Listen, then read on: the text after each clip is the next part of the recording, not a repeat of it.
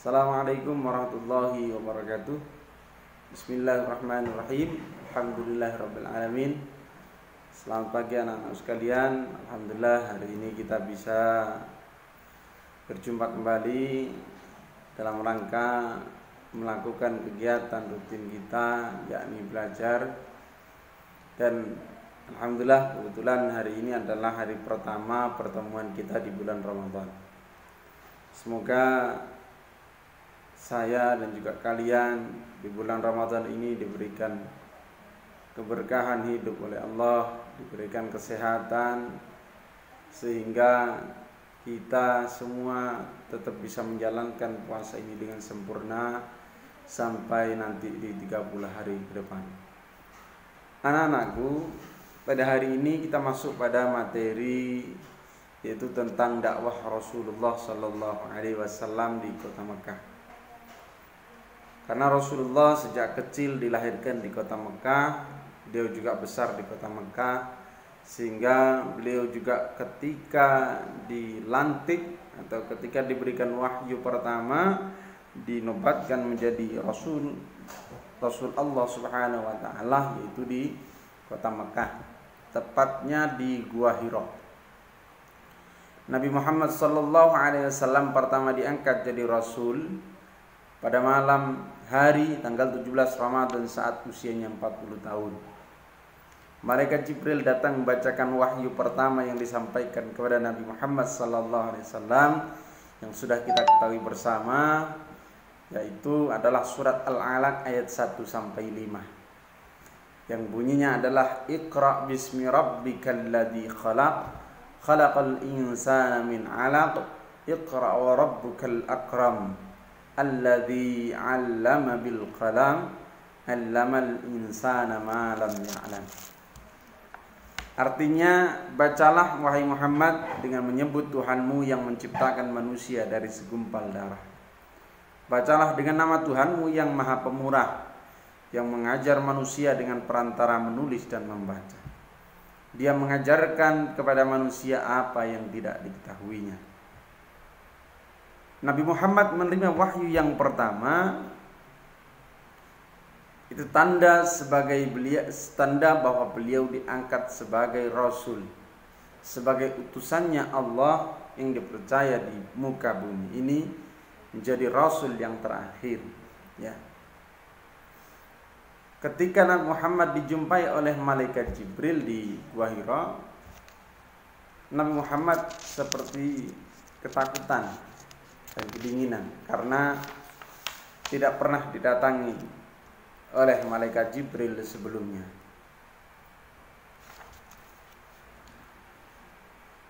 Setelah Rasulullah diangkat sebagai rasul, apa ajaran-ajaran pokok Rasulullah di Mekah ini? Yang pertama adalah akidah. Jadi yang diajarkan oleh Rasulullah pertama kali di Mekah adalah tentang akidah. Apa itu akidah? Yaitu keyakinan atau tauhid, ya. Rasulullah SAW diutus untuk membawa ajaran tauhid masyarakat Arab yang saat ia dilahirkan, bahkan jauh sebelum ia lahir, hidup dalam praktek kemusyrikan. Ia sampaikan kepada kaum Quraisy bahwa Allah Subhanahu wa taala Maha Pencipta segala sesuatu di dalam ini, baik di langit, di bumi, matahari, bintang, laut, dan lain sebagainya. Karena pada zaman ketika Nabi baru lahir atau Nabi sebelum diangkat sebagai Rasul, atau bahkan jauh sebelum Nabi lahir, masyarakat kaum Arab atau kaum Quraisy, ya, itu adalah penyembah berhala. Sehingga dengan datangnya Rasulullah untuk meluruskan bahwa Tuhan yang sebenarnya, Tuhan yang seyogyanya untuk disembah oleh manusia, ini adalah Allah Subhanahu wa ta'ala. Kemudian yang kedua adalah akhlak mulia yang ditonjolkan oleh Nabi Muhammad SAW, yaitu selain ajaran tentang akidah, yaitu tentang akhlak. Dalam hal akhlak Nabi Muhammad SAW tampil sebagai tauladan yang baik. Makanya di dalam ayat Al-Quran disebutkan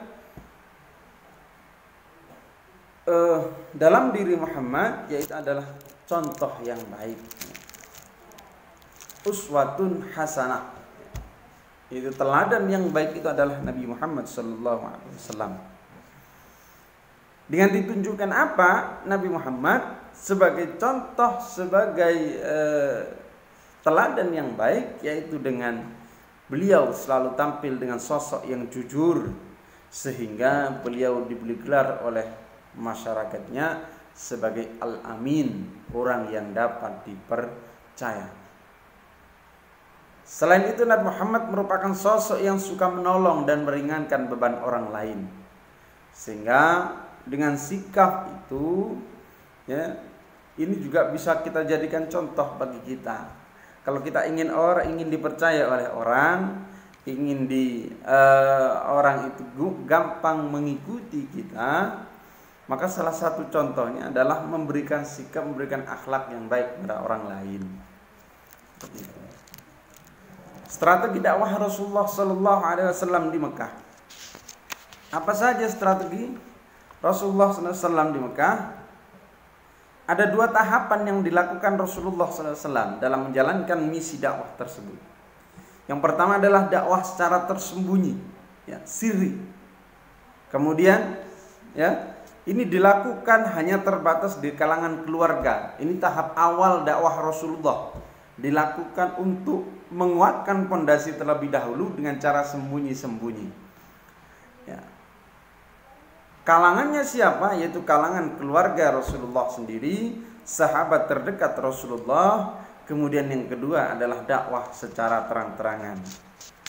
Dakwah secara terang-terangan atau di khalayak ramai ini dilakukan ketika pondasi agama Islam dari sahabat Rasulullah, dari keluarga Rasulullah itu sudah kuat. Dakwah secara diam-diam atau bisiri tadi itu awal itu, ya, dilakukan agar tidak menimbulkan keresahan. Karena Nabi Muhammad baru diangkat jadi Rasul, ketika dia melakukan secara terang-terangan langsung juga tidak akan ada yang percaya. Ya. Maka agar tidak menimbulkan keresahan dan kekacauan di kalangan masyarakat Quraisy, Rasulullah SAW mulai dakwahnya secara sembunyi-sembunyi. Ya.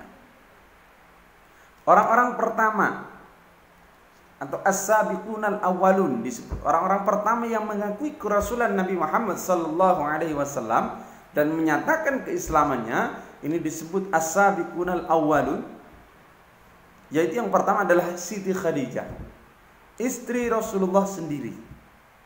Kemudian yang kedua adalah Ali bin Abi Thalib, adik sepupunya. Yang ketika itu Ali bin Abi Thalib masih menjadi seorang remaja, ya, atau masih kecil.